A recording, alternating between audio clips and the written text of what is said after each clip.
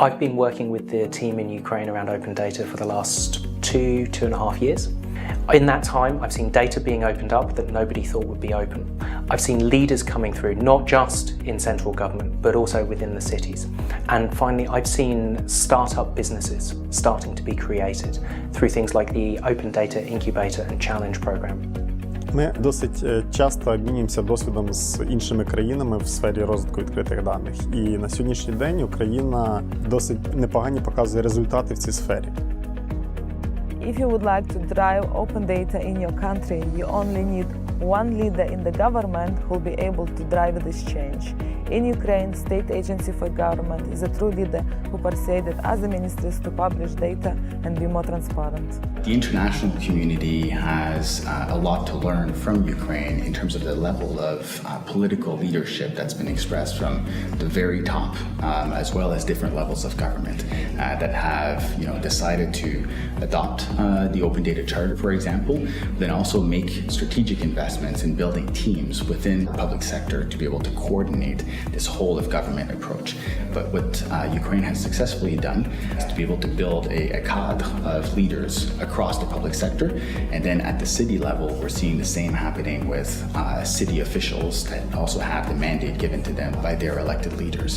And so we have a lot to learn from that type of interjurisdictional collaboration and coordination in Ukraine.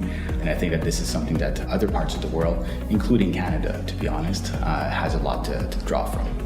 If in European countries or US open data processes, initiatives started from the grassroots initiatives and then it went to the national level.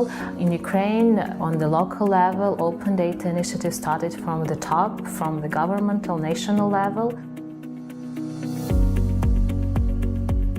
I think it's really interesting how different stakeholders in Ukraine are working together in open data field.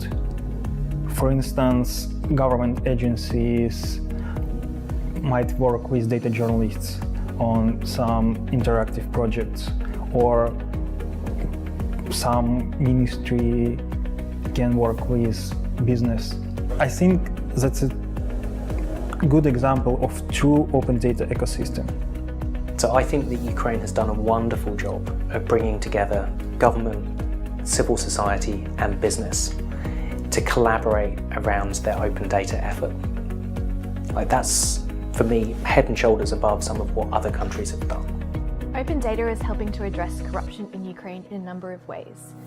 It does this through increasing the cost of participating in any kind of illicit or corrupt activity. For example, public officials must declare online their interest in any assets in the Ukraine and overseas. And open and public procurement practices also increases more competition and makes it a lot harder for businesses or individuals to engage in any corrupt or unscrupulous activities.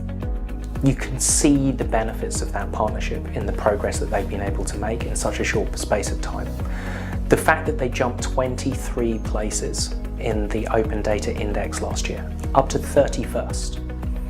I mean, that's outstanding. And that sort of momentum is only possible through that partnership. So if I could say one thing to the international open data community that they should be learning from the efforts in Ukraine, it's that. Focus on those partnerships. Focus on the softer stuff. Make sure that there is that healthy tension and dynamic between government and the people outside to make sure that everybody's effort focused on solving problems that mean something. Opening data is a continuous process and takes patience to have a success.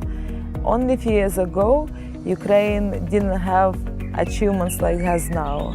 Ukraine is the first country in the post-Soviet space that joined Open Data Charter. Ukraine has strong policy which drives opening the data across all government bodies. What is different in Ukraine is that there is a lot more urgency.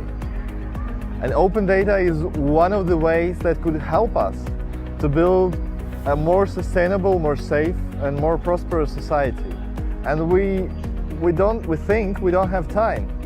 So we're very hungry and angry to get quick and solid results. So this is what makes Ukraine the perfect playing ground for open data.